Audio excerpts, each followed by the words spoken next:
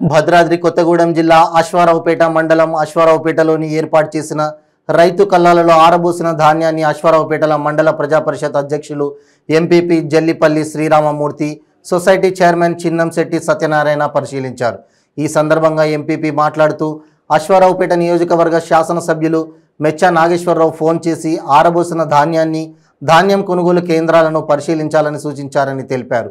వారి సూచనల మేరకే ధాన్యం కొనుగోలు కేంద్రాలలో ఆరబోసిన ధాన్యాన్ని పరిశీలించడానికి వచ్చామని, ఆరబోసిన ధాన్యాలలో తడిసిన ధాన్యాన్ని ప్రభుత్వం కొనుగోలు చేస్తోందని, ఏ ఒక్కరూ అధైర్యపడవద్దని, ప్రతి గింజను ప్రభుత్వం కొనుగోలు చేస్తుందని తెలిపారు.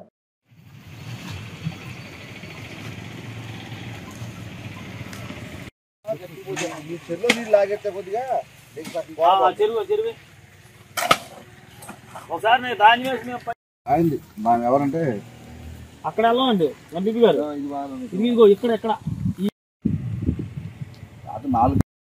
అంటే ఇది గవర్నమెంట్ ఉందని వెళ్తాం.